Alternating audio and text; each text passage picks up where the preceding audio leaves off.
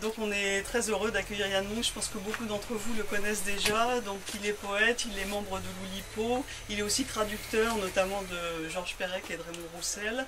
Et on est très heureux d'accueillir Nicolas Richard, traducteur de l'impossible et notamment de Henning Marcher de Russell-Aubin, un livre qu'on a énormément aimé, et qui est la personne qui nous a fait découvrir Yann Monk dans la soirée de mai 2013 où il était libraire d'un soir ici, et il nous a fait une lecture qui nous avait enthousiasmés.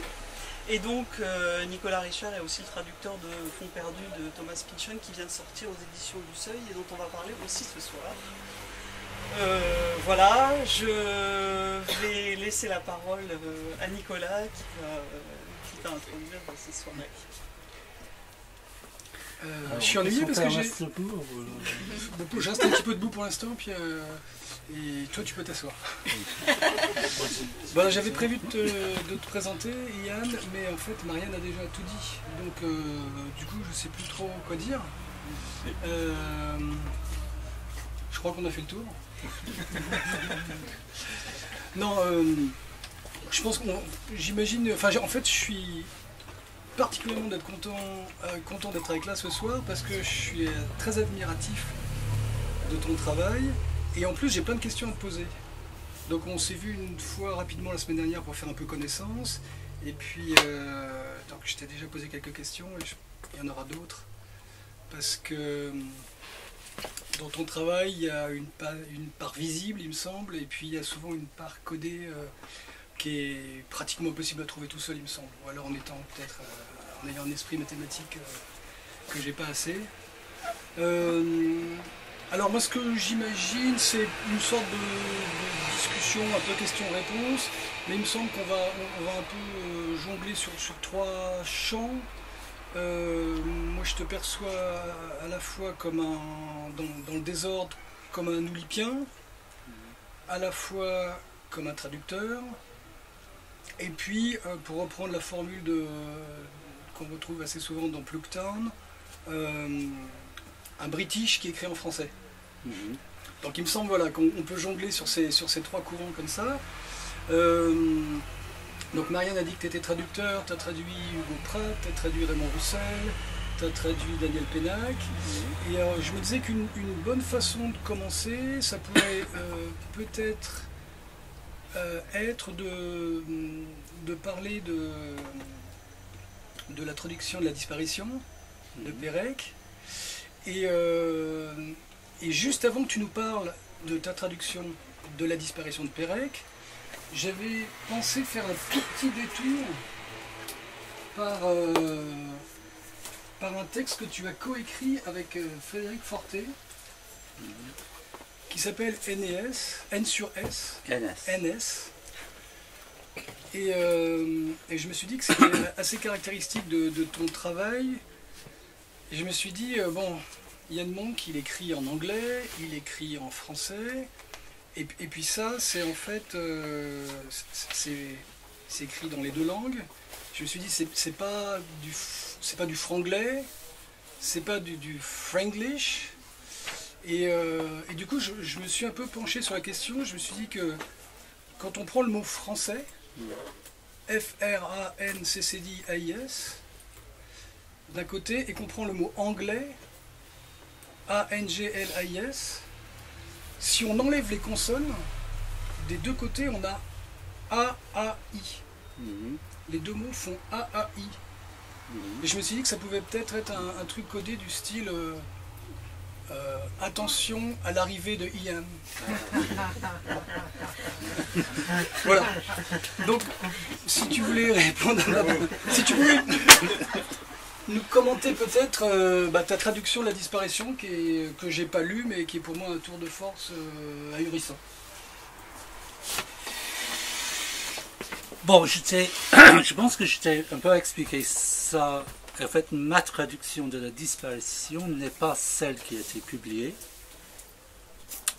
Pourquoi? Parce que j'étais jeune et stupide.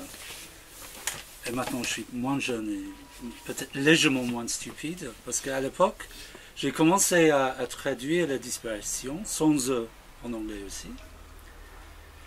Et j'étais emporté par l'enthousiasme du projet, donc j'ai tout fait.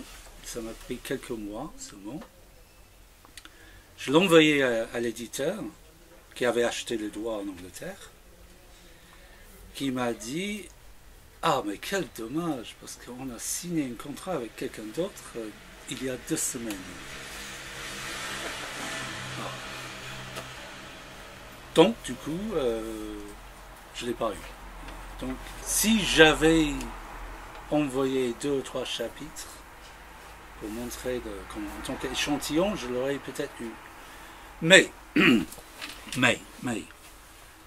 comme c'était quand même une porte qui était légèrement ouverte du coup, parce que c'est le premier contact que j'avais eu vraiment avec une maison d'édition, j'ai dit, à ce moment-là, je vais faire autre chose. Donc, j'ai traduit Les Revenantes, où il n'y a que les œufs, avec la triche comme on peut entendre dans le titre. Déjà le titre, il y a un A qui devient E, revenant. Donc ça triche beaucoup, enfin ça fait partie du jeu. Donc j'ai fait ça, j'ai envoyé ça, et il a dit super, on va publier ça. Donc du coup c'était le début pour moi. Et sur le fait d'avoir travaillé sans lettres, je me suis mis à écrire moi-même le texte à une seule voyelle en anglais. J'ai montré ce texte-là à cet éditeur qui m'a dit c'est très bien mais c'est pas pour nous, mais par contre vous devrez montrer votre travail à Harry Matthews, le membre américain du Oulipo. Donc j'ai envoyé ça et il a dit j'adore, il faut qu'on mange ensemble, donc c'était parti pour moi en quelque sorte. C'était le début vraiment de cette aventure. Donc c'est bizarrement la traduction de La Disparition qui n'a pas été publiée a fait finalement a ouvert la porte du monde littéraire pour moi. Voilà. C'est ça.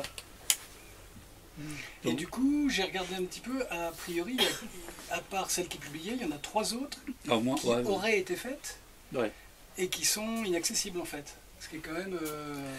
Le truc, c'est qu'on me demande maintenant quelquefois, oui, j'aimerais bien le lire, ou est-ce que vous pouvez le faire circuler. Je l'ai regardé il y a 6 mois, je me suis dit, c'est pas si terrible que ça finalement. Avec mon regard actuel, je trouve que c'est pas. Bon. C'est pas génial quoi. Bon, ça c'est toi qui le dis. Ouais. Après, c'est difficile de montrer ça aux gens, quoi. Voilà. Alors, j'ai regardé à propos de La Disparition, qui n'a pas été publiée, mais qui t'a permis de publier.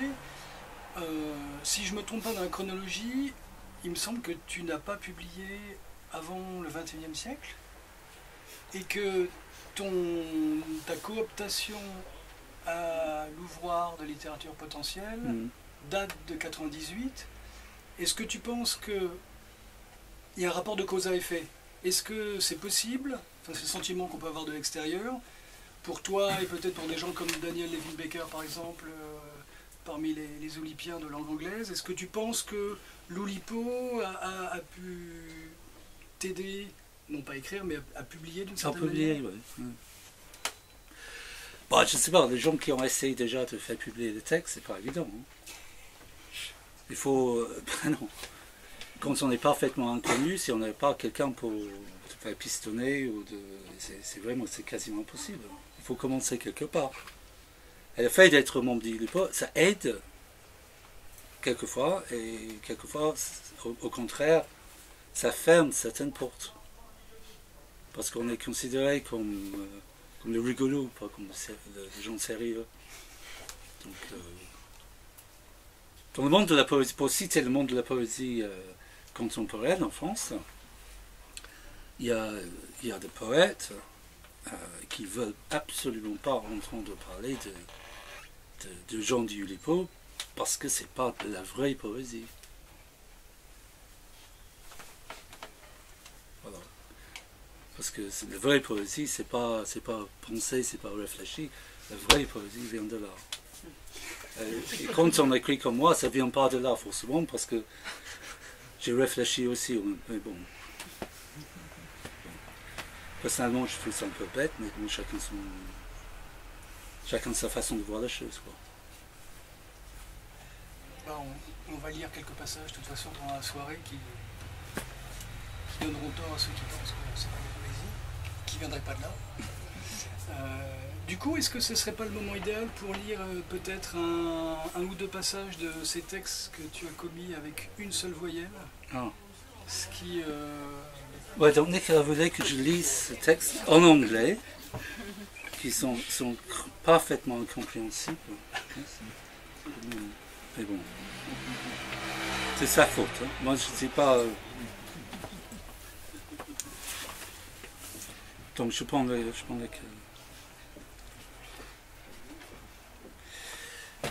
Bon, je prends I.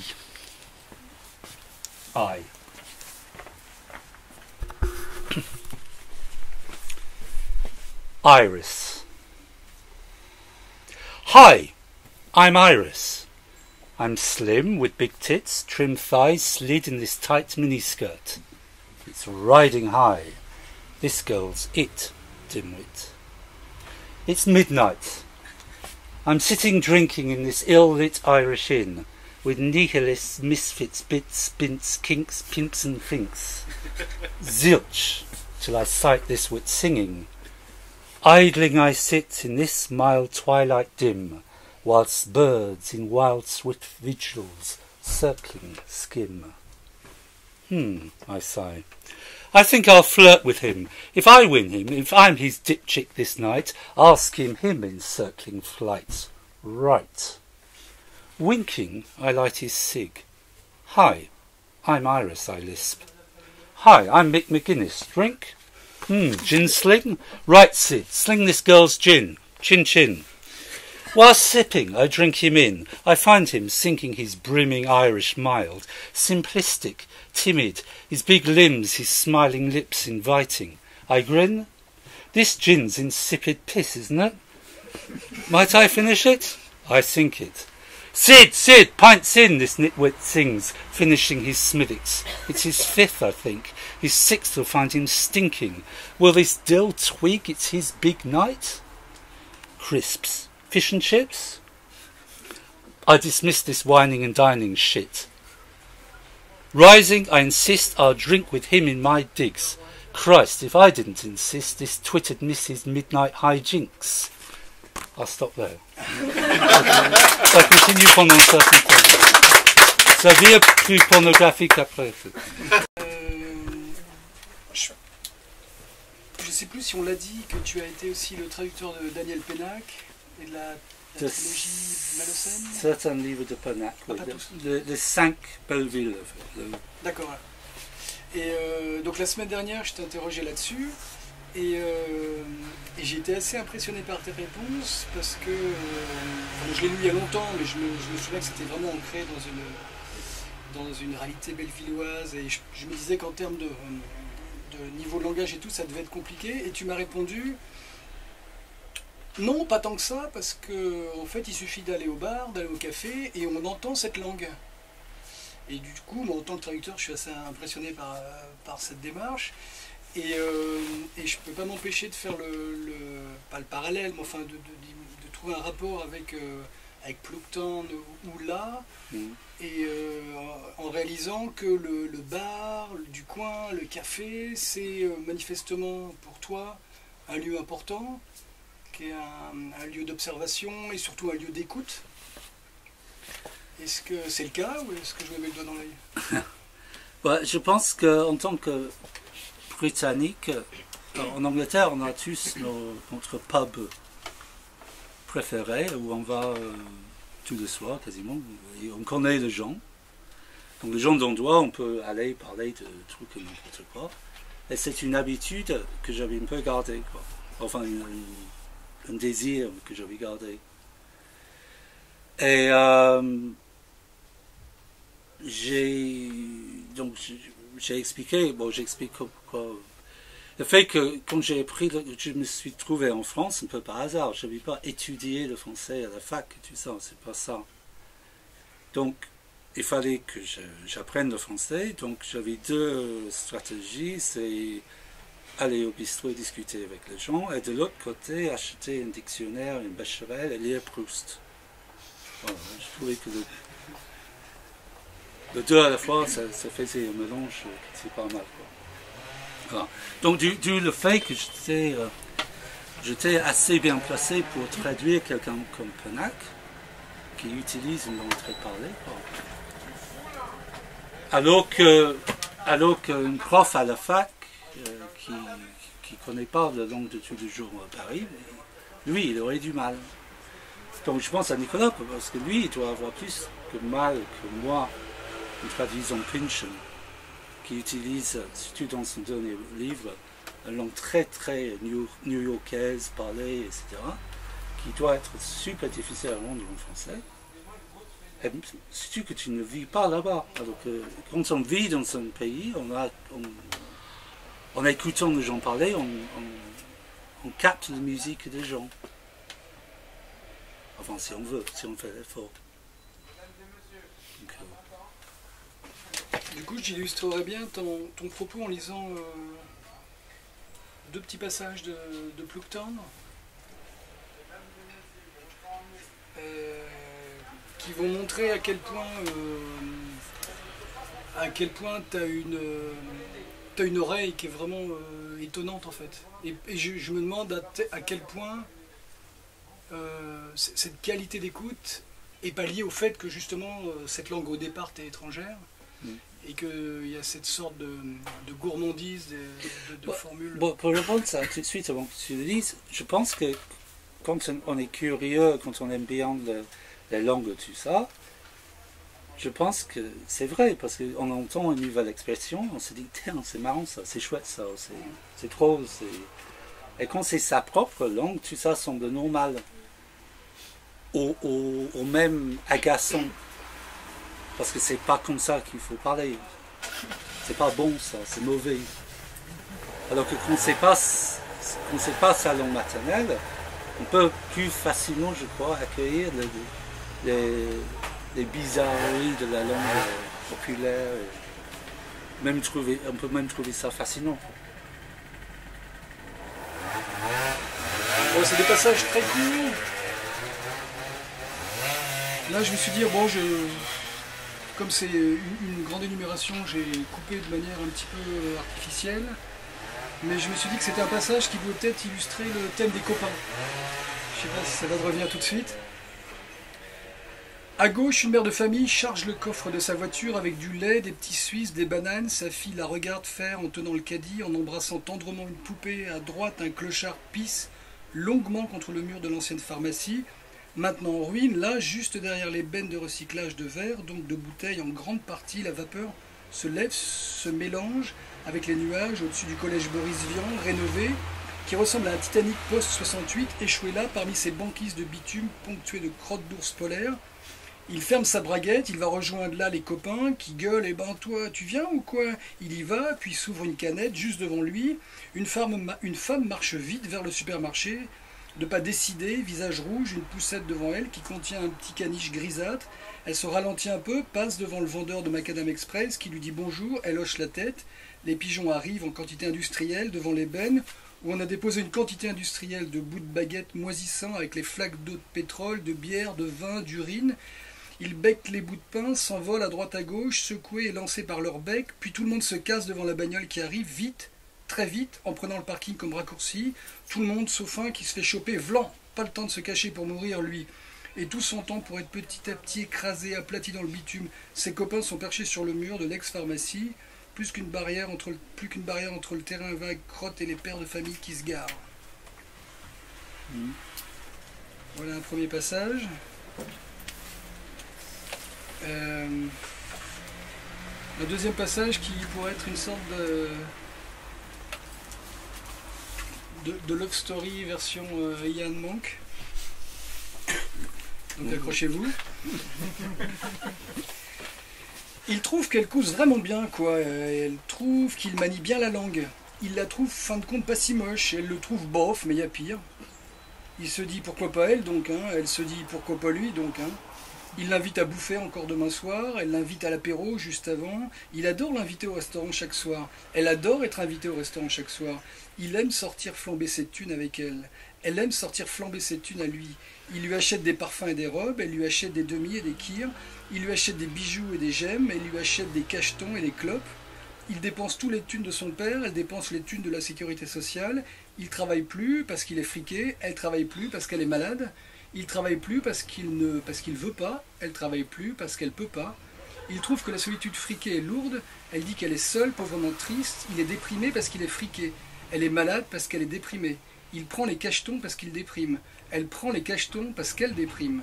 Il prend les cachetons parce qu'elle déprime. Elle prend les cachetons parce qu'il déprime. Il prend les cachetons parce qu'il déprime. Elle prend les cachetons parce qu'il déprime.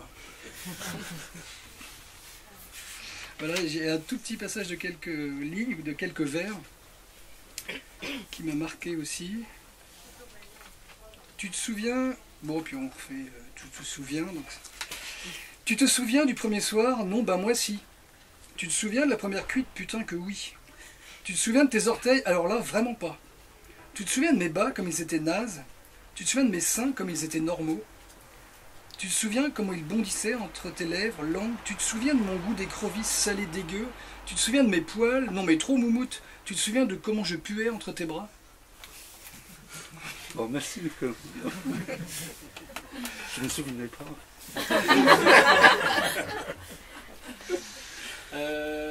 Oui, donc est-ce que tu pourrais... Pour moi, c'est vraiment très marquant, significatif de cette qualité d'écoute que tu peux avoir. Est-ce que ça t'inspire des commentaires? Bon, le premier texte que tu as lu, ça fait partie d'une série de textes que j'avais plus ou moins écrits en prenant des notes à un endroit précis dans mon quartier. Je me mettais dans un endroit précis et pendant 1 heure, je notais tout ce que je voyais. Vraiment bêtement, sans pour une raison particulière. Et j'ai marqué les choses dans ce texte-là. Après, j'ai remodelé un peu ça. Et c'est des choses vues.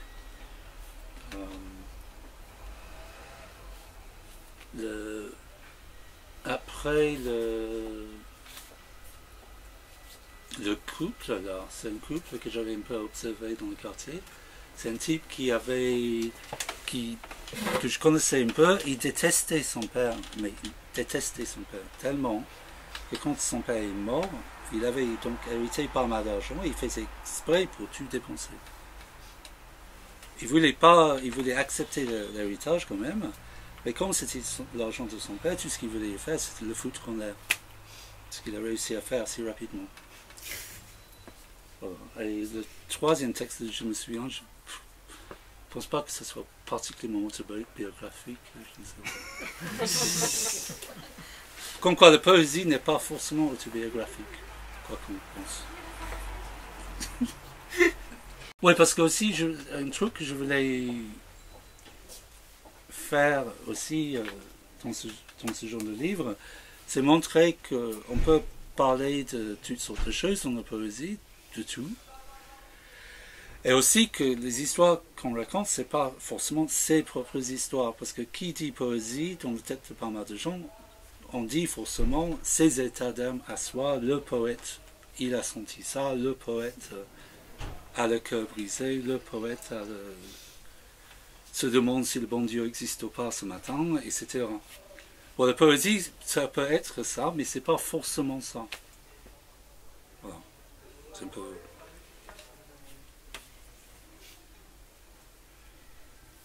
Je me suis demandé comment on pourrait, si on devait mettre une étiquette à quelqu'un qui ne connaîtrait pas Ian Monk, comment qualifier ça, et je me suis demandé si... Enfin, moi, je me demandais ça. Non, c'est pour ça que je vais vous poser quelque chose. C'est pas un truc. J'ai pensé à le livre que tu as écrit qui s'appelle, dont on parlera peut-être après, qui s'appelle La jeunesse de mes couilles.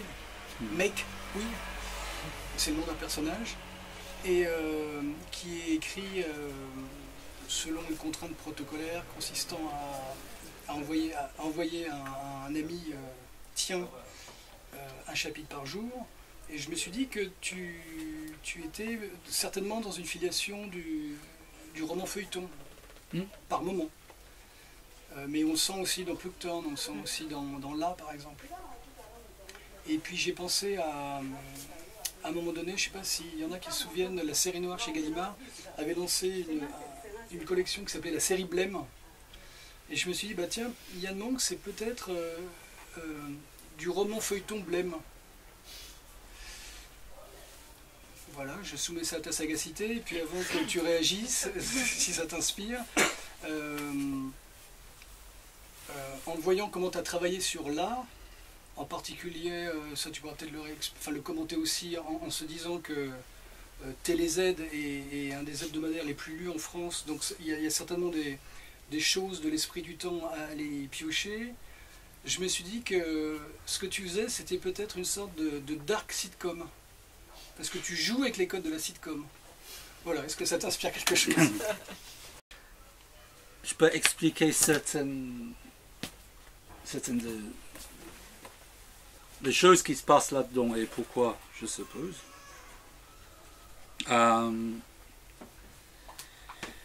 Oui, je me suis dit que à l'époque, on achetait TéléZ, comme pas mal de gens, pas particulièrement parce que on était fan de TéléZ, mais c'était le moyen le moins cher d'avoir un programme de télé, donc on savait qu'il y avait tel film qui passait. Et j'avais lu quelque part que les hebdomadaires comme ça de télé, donc TéléZ, Télé 7 jours, etc., dépassaient par non seulement des milliers, mais des millions des circulations des autres revues, de tous les journaux et tout, quoi.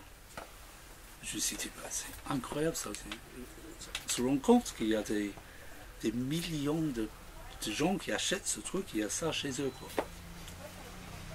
Et même avec, je sais pas moi, le Paris Match, des choses comme ça, c'est très très loin, quoi, c'est ça. Donc ça m'avait fasciné, donc je me suis dit qu'il y a forcément des choses à piocher là-dedans. Et donc, pendant un an, j'ai recopié mot à mot le résumé de Feu de l'amour dans TéléZ. Et après, je me suis dit, mais qu'est-ce que je fais avec ça? Déjà, je trouvais ça pas mal. Parce que ça s'enchaînait, mais vraiment très très vite. Il y a un qui couche avec l'autre, qui tombe malade, qui est à l'hôpital, alors que l'autre est en train de coucher avec l'autre encore, qui fait... Il y a tout le nom vraiment bidon des personnages, tout ça qui s'enchaîne à une vitesse mais dingue. C'est beaucoup plus intéressant de la lire comme ça que de regarder le truc, parce que tout ça c'est dans 4 lignes et ça dure 40 minutes, je sais pas quoi, à la télé, mais l'essentiel est dit là, en quelques lignes. Et en même temps, j'ai commencé, à l'époque, il y avait les programmes aussi des chaînes câblées qui n'existent plus, je crois, où il y avait des films pornographiques. Donc j'avais aussi recopié tous les titres, toutes les semaines de films de cul dans TéléZ, qui m'avait intrigué. Il y avait ça dans TéléZ quand même. Il y a des millions d'abonnés, des enfants en bas âge, tout ça. Ouais. Apparemment, c'est pas grave ça. Après, je me suis dit, mais qu'est-ce que je fais avec ça? Je me suis dit, mais on va simplement faire un texte où je fais « je veux », et après je colle le titre d'un film porno. Voilà. Et ça va faire un texte. Pas forcément autobiographique non plus. Bon. Quoique, non, pas forcément, j'ai dit. Et puis après, je me suis dit, c'est pas mal aussi, mais on peut aller plus loin. Et donc, j'ai commencé à collectionner aussi les recettes de cuisine descriptions de jeux vidéo, des courriers de lecteurs, de toutes sortes de choses. Et j'ai mis une partie de ça qui est en fait une sorte d'assemblage de tout ça, de tous ces éléments-là. Mais alors en quoi, est-ce que tu peux peut-être préciser en quoi là serait une sorte de continuation ou de symétrique ou de reflet par rapport à Plougtown? Parce que bon, en fait la structure formelle, et je ne vais pas forcément parler de ça parce que c'est pas très intéressant. Je ne sais pas, est-ce que c'est intéressant? Oui. C'est intéressant. Ouais, moi je trouve. Oui. Aussi. Ouais. Alors, il y a tellement de trucs que je peux... tellement de choses que je pourrais raconter. Qu'est-ce que je raconte? J'avais pour diverses raisons décidé d'écrire un texte poétique, entre guillemets, que je voulais que ce texte puisse être assez long, sans être excessivement long. Parce que là aussi, je voulais montrer que dans la poésie, on peut aussi raconter des histoires, etc., etc. Que la poésie, à l'origine, est quelque chose de très riche et varié, et pas de petits poèmes qui parlent de sentiments et tout ça, comme dans la tête des gens actuellement. Comment organiser ça? Et en tant que Udipien, je me suis dit, je vais quand même organiser ça de manière stricte. Donc j'ai eu l'idée de commencer, enfin la première partie que j'ai écrite, c'était la partie 11, donc d'écrire 11, et aussi j'étais en correspondance avec un poète qui vit à Amiens, qui est assez connu dans le nord de la France, qui écrit beaucoup en comptant les mots dans les vers, et il y en a un autre, Lucien Suel, qui est un peu connu en tant que romancier maintenant, mais à l'époque il était essentiellement connu en tant que poète, qui lui comptait les lettres, les signes typographiques dans un vers. Donc c'est une autre façon de compter le vers. C'est-à-dire qu'on n'est pas dans le vers libre, strictement dit, mais on n'est pas non plus dans un vers classique où on compte les syllabes. Donc c'est une autre façon de structurer un vers en quelque sorte. Et avec cette idée, je me suis dit, on va faire ça avec 11, parce que 11 ça fait un vers un peu qui ressemble, en général ça dépend de ce qu'on met comme mot, évidemment. Ça peut être très court, très très long. Mais en général, moyenne, ça ressemble un petit peu à un alexandrin de longueur. Donc allez, on va faire ça.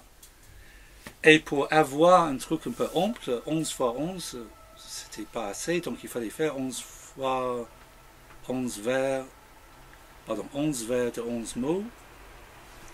Mais comme 11 vers, c'était pas assez pour raconter quelque chose, il fallait faire 11 au carré. Donc 121 vers de 11 mots. Et j'ai écrit 11 textes comme ça. Donc ça faisait... un truc. Donc j'ai fini ça. Et c'est quoi l'intérêt d'écrire comme ça? Pour moi, l'intérêt d'écrire comme ça est double. Ça m'oblige à écrire quelque chose parce que je dois écrire quelque chose. Enfin, je dois.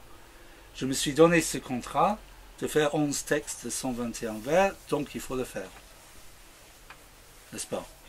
On n'est plus dans un truc, ouais, j'aimerais bien écrire quelque chose, mais quoi? Et j'ai des cahiers ou un écran de mon ordinateur, je peux mettre ce que je veux dedans, pourquoi pas? Mais il n'y a pas de limite, donc souvent il n'y a même pas de début parce qu'il n'y a pas de limite, n'est-ce pas? C'est le fait d'être obligé de faire quelque chose, du coup on fait quelque chose. Le fait d'être limité, ça m'oblige de ne pas continuer à raconter n'importe quoi, parce qu'une fois sur une lancée, moi je peux continuer comme je parle, hein. Je peux écrire comme ça aussi, mais ça devient peut-être de moins en moins intéressant, plus voilà, un coup de 4 pages, 5 pages, ça commence à être un peu chiant, quoi. Donc hop, on arrête et on se relit le lendemain, on se dit, ah ben c'était peut-être pas si génial que ça, ce que je trouvais génial hier. n'est-ce pas? Ben, donc, avoir cette idée de structure, ça aide au fait la création, moi je trouve. Voilà. Donc ça c'était plutôt... Donc, après je me suis dit, j'ai fait 11 fois en 1, donc pourquoi pas remplir toutes les cases jusqu'à 1. Donc je commence par un mot, et je remonte jusqu'à 11. Voilà. Dans chaque partie, il y a X texte, X au carré vert de X mots. Donc 1 c'est 1, évidemment, 1 c'est 1. 2 c'est 2 poèmes de 4 vers de 2 mots. 3 c'est 3 poèmes de 9 vers de 3 mots. Et ainsi de suite jusqu'à 11 poèmes de 121 vers de 11 mots.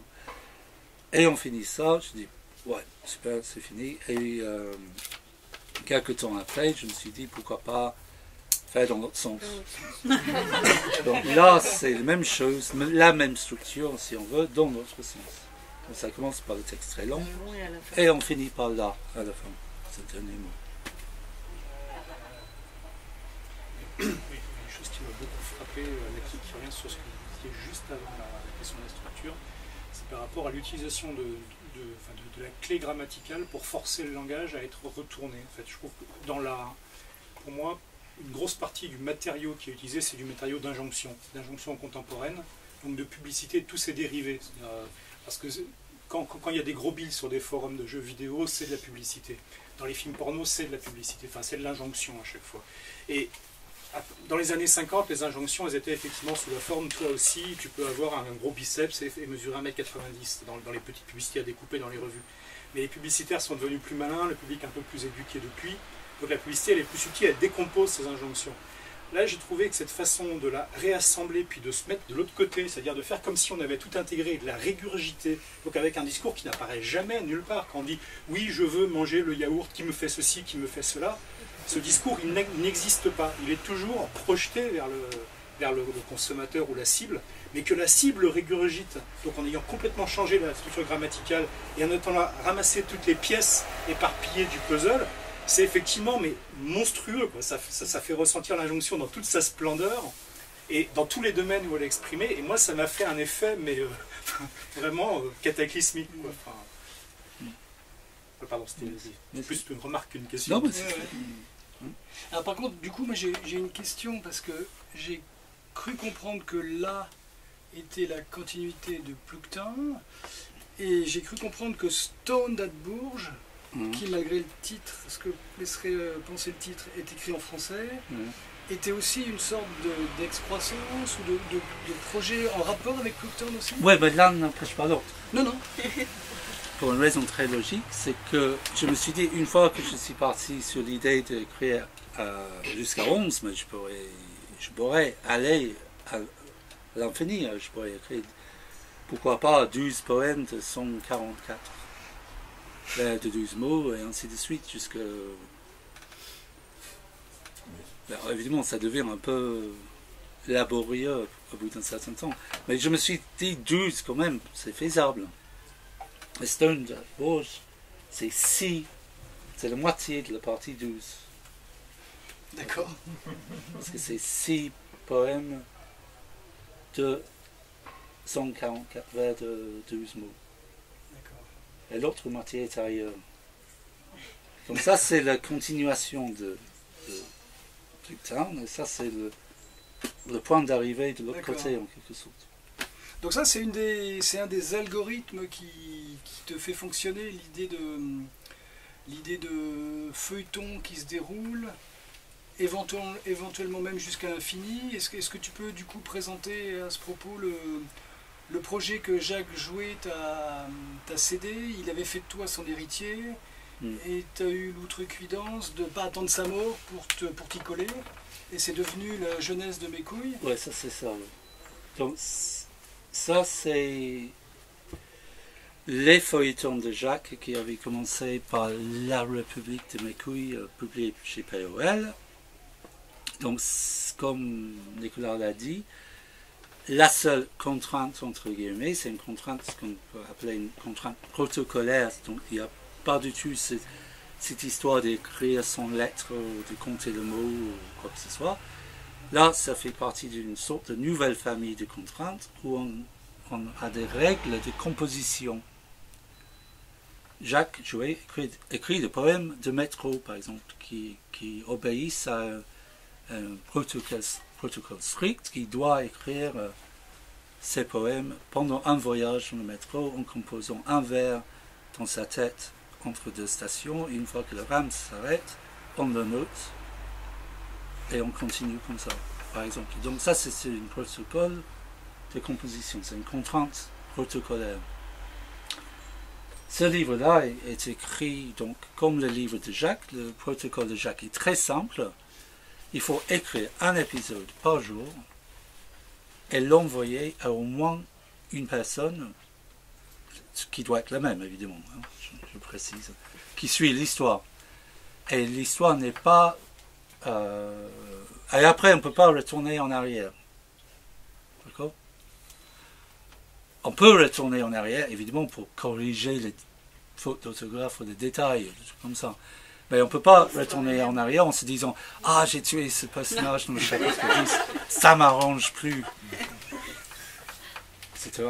Oh, bon, si, on peut, mais il faut trouver une explication pourquoi, évidemment. Donc on ne peut pas revenir en arrière dans le sens « Oh, j'ai fait un truc, j'ai fait une connerie dans l'histoire, maintenant je veux le rattraper. » Voilà. Donc il n'y a pas de plan préétabli de narration, quoi.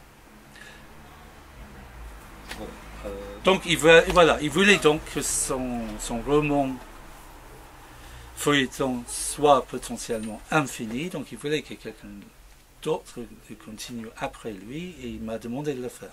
Voilà. Donc du coup je me suis dit, est-ce que je suis seulement capable de le faire? C'est très sympa ça. Est-ce que je suis capable d'écrire un roman à raison d'un épisode par jour sans avoir planifié quoi que ce soit avant? Donc je dis, je vais essayer. Donc j'ai essayé et ça a donné ça. 199 chapitres. Un par jour. Voilà. Effectivement, c'est génial comme truc. Pas forcément mon roman, mais c'est génial, l'impression qu'on peut aller partout, quoi. Et chaque jour, il faut trouver quelque chose. Donc, voilà. Moi, j'aime bien écrire des choses comme ça, où on a une sorte de forme. On a, voilà, une sorte de forme, mais très, très, très lâche sur le plan formel. Mais c'est truc, on ne sait pas ce qu'on va écrire avant de l'écrire. Personnellement, je ne comprends pas ces écrivains qui planifient tout, qui savent que le meurtre a été commis par machin et qui font un plan très détaillé de le roman et après ils écrivent. Et pour moi, si je faisais ça, je n'écrirais jamais le roman. Parce qu'une fois que le travail a été fait, pourquoi le faire? Enfin, c'est ma façon de voir les choses. Il y a des très bons romans écrits comme ça, je ne dis pas ça, mais c'est une façon de travailler. Je pense que ça... Je trouvais ça vraiment ennuyeux, quoi, de faire ça. Ce que je trouve assez fascinant, c'est que les contraintes, quand on lit, quand tu en parles, les contraintes sont un stimulant pour l'écriture.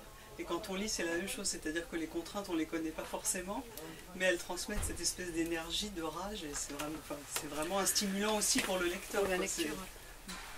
Oui, c'est pour ça que je dis que je veux bien expliquer les contraintes, puisqu'on est là plus ou moins pour faire ce genre de choses, mais en général, je ne les explique pas, et elles ne sont pas explicitées en principe sur le livre, pour que les gens lisent le livre en tant que livre, de texte.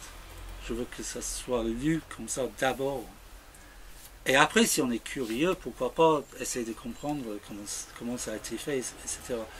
Mais je ne veux pas, par exemple, avec ça, c'est pour ça que je dis, maintenant je l'ai dit, si les gens n'ont pas lu déjà, je trouve que c'est vraiment dommage de dire, ah oui, il y a 10 mots, ah oui, il y a 10 mots, ah oui, il y a 10 mots, ah là, il y en a 9, non? Non, effectivement, il y en a 10, etc. Vous voyez ce que je veux dire? Donc il ne faut pas le lire comme ça. Enfin, à mon avis. Alors, oui. Alors, à propos de contraintes, il y a un petit livre qui s'intitule « Comment dire en anglais ». Et donc je l'ai lu, je veux même bien volontiers en lire juste un ou deux passages très courts. Mais là je me suis dit, je suis en train de me faire avoir, là il y a une contrainte qui m'échappe, j'aimerais bien savoir de quoi il s'agit. Donc je propose peut-être d'en lire juste une ou deux phrases, et puis après, si tu veux bien, si tu acceptes de nous dire s'il y a des contraintes outre celles qui sont apparentes ou pas. Donc voilà, comment dire en anglais? Comment dire en anglais, le contraste entre les deux dentiers est jugé trop fort? Comment dire en anglais, buraliste, librairie, brasserie, fleuriste, supérette, boulanger, prêt-à-porter, bijoux fantaisie, pharmacie, restauration rapide? Comment dire en anglais, c'est presque aussi ostentatoire que pourrait être un iPhone? Comment dire en anglais, très moelleux, mais attention, raplapla si trop cuit? Comment dire en anglais, le sigle bucco-dentaire est perçu comme générique? Comment dire en anglais, les bébés chient, dorment, rechient, redorment, re-rechient, re-redorment? Comment dire en anglais, j'aime aussi beaucoup le sport, c'est pour cela que je me suis acheté au fur et à mesure une salle de sport au sous-sol de chez moi? Comment dire en anglais, enfin de la morale dans le commercial? Comment dire en anglais, ceci n'est pas un casino? Comment dire en anglais, une dimension féminine qui reste plébiscitée par les hommes car elle contribue à donner d'eux-mêmes une image valorisante, notamment aux yeux des femmes, dans une société où la consommation d'alcool fort est de plus en plus stigmatisée? Comment dire en anglais, le fond granulé n'est pas vu, les parfums sont cachés dans le coin inférieur gauche? Comment dire en anglais, sexuel, une des odeurs corporelles, mon odeur? Masculin, sudation et une odeur forte. Prolétaire, l'effort physique, le travail pathologique, stress, fièvre, maladie. Comment dire en anglais, préférence dans les deux pays pour une volute qui sort du cœur de la dragée, etc. etc. Et on a envie de tous les lire. Ouais. Donc ça s'appelle, c'est sous-titré « Une année dans la vie d'un traducteur ». Donc moi j'ai pensé naïvement que c'était des problèmes de traduction que... Ouais, c'est pas particulièrement le problème. Pas forcément. J'ai tout simplement, je suis traducteur, donc on peut dire tout terrain, en quelque sorte. Je gagne ma vie essentiellement en traduisant les études de marketing et des campagnes de pub, toutes sortes de choses, quelquefois des manuels informatiques, quelquefois des recueils de poésie contemporaine, quelquefois des romans de Georges Perec. Et donc j'ai eu l'idée simplement sur une... C'est un peu comme le feu de l'amour en fait, finalement. De prendre chaque texte, quel que soit le sort, le genre, que j'avais traduit pendant un an, une année calendrier, et j'ai eu extrait tout simplement une phrase. Donc il y a mathématiques de Jacques Roubaud là-dedans. Et il y a des études de marketing sur le dentifrice, sur le whisky. Je sais quoi pas. Il y a tout connu maintenant, comment dire en anglais, le duvet, mais quelle barbe. C'est connu ça, non? Je ne sais plus quelle marque. C'est Barbara Gould. Voilà. D'accord. Donc il n'y a pas... C'est un truc de recyclage, voilà, voilà. C'est très écologique. Il n'y a rien de moi. Attends, si, il y a... Parce qu'on m'avait demandé de traduire un bout de Plucktown. Donc le truc avec le bébé, c'est moi, effectivement. Et pourquoi il y a des caractères gras par moment? Bah, j'ai fait des copier-coller sur le doc que j'avais sur mon livre. Donc c'est pour ça qu'il y a le partie en gras, le partie italique, etc. Bah, justement, du coup, à propos de traduire Plucktown, j'ai eu un petit échange avec ton collègue, ton complice Daniel Levin Baker, qui est un des anglo-saxons, membre aussi de l'Oulipo. Et je lui ai demandé s'il avait une question à te poser, sachant qu'on se rencontrait ce soir. Et apparemment, il faisait écho à une discussion que vous avez eue, à une discussion que nous aussi on a eue. C'était la question de savoir si paradoxalement, toi étant le roast beef qui écrit en français aussi, tu n'aurais pas, avec Pluketown, créé une œuvre qui serait extrêmement difficile, voire impossible, à traduire en anglais, parce qu'on en perdrait beaucoup de choses. C'est important parce que j'ai enlevé des passages. Donc, je veux des étreintes à la prison des femmes. Je veux un dos de saumon au beurre rhum coco. Je veux des références musicales de la publicité de Nescafé Nespresso dans un monde de tasses à café vivantes. Je veux de la justice à Monaco et tolérance zéro. Je veux en finir avec la terrible monotonie des mercredis. Je veux dévaler la moindre surface capable de faire glisser mes roues dans un terrain de jeu immense. Je veux qu'on range la vaisselle, putain. Je veux que le tricolore triomphe du Pays des Galles 21-16. Mais alors que pendant ce temps-là, Victoria accuse Diego de monter Sharon contre Nick et Phyllis, met tout en œuvre pour que Diane obtienne le garde de Kyle. Je veux enchaîner le saut et le figure le plus improbable pour remporter le défi contre les adversaires souvent coriaces. Je veux la vicieuse Minette. Je veux aller à la médiathèque, je m'emmerde. Je veux savoir comment bien faire reposer mes moules.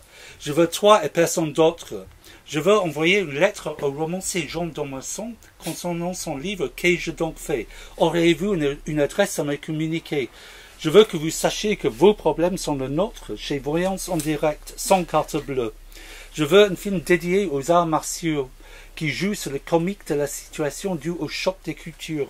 Je veux que les pointures du patinage artistique aiguisent la lame.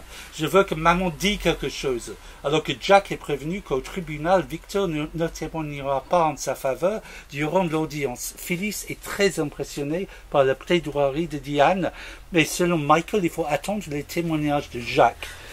Je veux un Belmondo pathétique, digne et profondément touchant, tout comme son petit chien.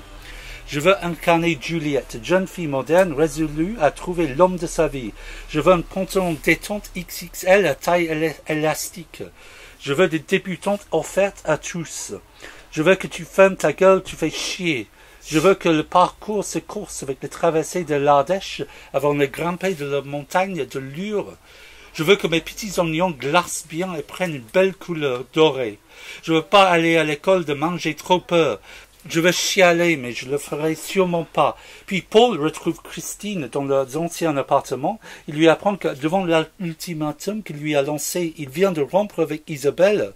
Je veux acheter des chaussons, j'ai froid aux pieds. Je veux avoir l'adresse de la journaliste Carole Gessler afin de la féliciter pour la présentation de son journal Soir 3. Je veux un grand duel entre Audi et Peugeot aux 12 heures de Sebring en Floride. Je veux, sur un fond de musique romantique, évoluer dans une ville découpée en divers écrans fixes. Je veux éplucher facilement de l'ail après avoir placé la tête entière pendant une minute au micro-ondes. Je veux des figurines de Pâques en chocolat, au lait entier avec au choix, poussins, lapins, coccinelles et voitures. Je veux une nouvelle poupée, la mienne est cassée. Je veux que l'hôtesse voyage sans slip. Je veux plus retourner bosser, ce patron me tue. Je veux que le patron de l'auberge Chêne Vert soit abattu lors d'une balade dans la forêt de Fontré. Tiens, Alex avoue à Neil qu'elle souhaite quitter Genoa City alors que Christine et Paul prennent conscience enfin qu'ils éprouvent encore des sentiments l'un pour l'autre. Et Isabelle, victime d'un malaise, est transportée à l'hôpital. Je veux un nettoyeur à haute pression avec un tuyau flexible de 6 mètres, un réservoir pour détergent de 500 millilitres et un filtre à eau prémonté. Je veux simplement aller en vacances comme tout le monde. Je veux souhaiter longue vie à ce poète artiste grand corps malade que j'admire pour le bonheur de tous. Je veux que Rocco et John défoncent le Tchèque. Je veux que le premier couple noir de l'histoire du patinage vienne se rôder sur la scène internationale. Je veux le quitter, mais je l'aime toujours. Je veux rencontrer le personnage avec qui je pourrais discuter et qui font influencer le cours des événements. Je veux que le jury poursuive son tour de France à la recherche de la nouvelle star. Je veux conserver une gousse d'ail en brûlant sa racine chevelue et puis durant l'audience, Phyllis devient très nerveuse alors qu'Isabelle, victime d'hypertension, doit subir une césarienne. Je veux que TF1 choisisse son affiche, autrement dit le match censé apporter le plus grand intérêt sportif. Je veux une peau douce grâce au peignoir doux et moelleux 100% polyester microfibre. Je veux rire, c'est tout. Je veux que tu me dises où tu as caché la télécommande. Je veux une carte vue du ciel, déplacer mes chevaliers, archers, guerriers et autres magiciens.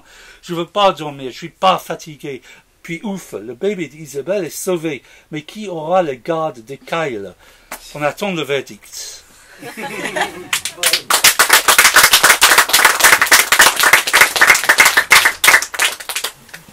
Et ça continue comme ça pendant un certain temps. Bon. Moi je lirais bien un très court passage de Ploughtown qui se trouve à la page 181. Le whisky, ça nettoie mieux que le mercurochrome et compagnie, fais-moi confiance, c'est un médecin qui me l'a dit. C'est comme pour la chiasse, Ricard, tu savais ça, a rien mieux qu'un pastis sec sans eau, voilà le plus important, sans eau, cul sec et hop, ça te stoppe la chiasse plus vite que la musique. Plus peur de péter, plus de caleçons et de draps glissants, et vlan, c'est un médecin qui me l'a dit. Tu peux me faire confiance, c'est comme le whisky, on a fait les études mais très poussées. On a prouvé de manière sastitique, sciatique, chestitique que les gens qui boivent pas du whisky crèvent plus jeunes que les autres. Non mais c'est scientifique, tu peux me faire confiance, c'est comme avec l'autre là, Pasteur, qui a dit que le pinard c'est la plus saine des boissons. Et tu sais pourquoi toi? Pourquoi? Bien parce que l'eau est dégueulasse, voilà pourquoi. Les gens pissent dedans, chient dedans, et t'as vu quelqu'un qui pisse dans son pinard? Toi? Moi non plus. Boire de l'eau c'est se tuer à petit feu, arrosé pour moi. Donc juste pour finir sur la question posée initialement, est-ce que qui, à part toi, pourrait essayer de traduire Ploughtown? Est-ce que ça aurait un sens? Ou est-ce que le texte perdrait de sa saveur? Je pense qu'il faut que ce soit quelqu'un d'autre que moi, justement. Parce que surtout traduire, c'est très très ennuyeux aussi, je trouve. Et pas bien. En fait, bizarrement, je sais pas, on se sent moins libre quelque part de faire des trucs avec ses propres textes qu'avec les textes de quelqu'un d'autre. Et c'est moins stimulant. Parce que quand on traduit un texte qui est intéressant, on fait une sorte de nouvelle création, il faut le dire. Il faut réimaginer ce texte dans une autre langue, n'est-ce pas? Quand on a déjà imaginé, quand on a déjà fait un travail de création sur un texte, le refaire dans une autre langue, c'est un peu laborieux. Donc, moi, je pense que c'est plus intéressant pour quelqu'un d'autre de traduire ce texte, pas moi. Je ne veux pas le faire en tout cas. Peut-être toi, tu vois. Moi, je ne traduis pas vers l'anglais. Bah justement, c'est le moment de commencer. Avant, je n'écrivais pas en français avant. Hein. Ok, donc les outrages de la vie. Le premier outrage, tu t'en souviens même pas. Tu n'étais pas encore là, en fait, et pour cause, parce que c'est toi qu'on faisait. Le deuxième outrage, tu t'en souviens pas non plus, c'est le tube de Johnny te faisant gigoter dans ce ventre de plus en plus étroit. Le troisième outrage, c'est le goût de nicotine de Long Island Iced Tea, puis plus rien pour longtemps, sauf des tisanes dégueu, puis de la épare. Le quatrième outrage, c'est un coup de queue dans ta tête, puis dans tes fesses, quand tu essaies de te retourner pour éviter cette chose bizarroïde-là. Le cinquième outrage, c'est cette lumière blafarde, cette odeur aseptique, ce bruit de métal, ce goût dans l'air, cette sensation de tissu sur ta peau. Le sixième outrage, c'est la dernière tétée au sein familier, plus de chair, plus de chaleur, plus que du caoutchouc poisseux et pour si longtemps encore. Le 7e outrage, c'est ta première claque de nulle part, comme ça, comme l'éclair d'un ciel si nouveau et mauve et étrange et beau. Le 8e outrage, c'est ta première dent qui perce tes gencives, gratouille ta langue, empêche tes vieux de dormir, qui arrache le peau de tes fesses. Le 9e outrage, c'est ta première maladie infantile, avec tes premiers boutons qui grattent, nez qui coule, gorge qui brûle, tête qui bourdonne, yeux qui collent.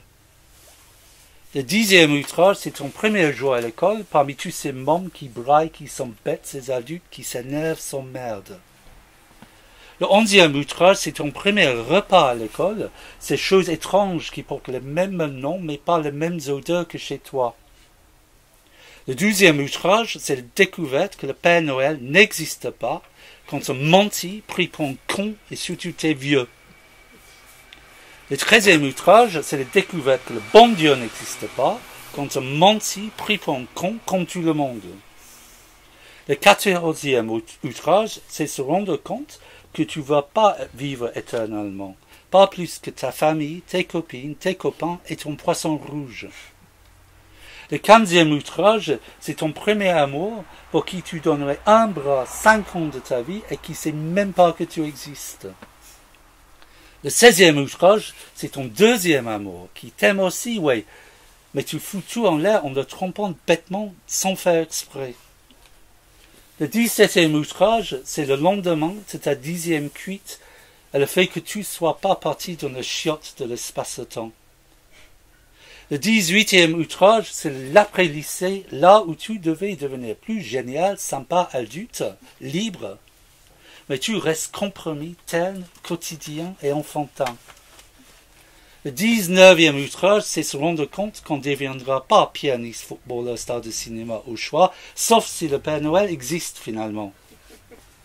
Le 20e outrage, c'est ta première journée de vrai boulot et la réalisation qu'elle est loin, oui, mais très très loin d'être la dernière. Le 21e outrage, c'est devenir propriétaire, puis le lendemain de chaudière meurt et les voisins d'au-dessus font saigner un mouton au balcon. Le 22e outrage, c'est tous les autres qui avancent plus vite que toi, parce que plus beau, con, lèche-cul, polytechnicien et compagnie.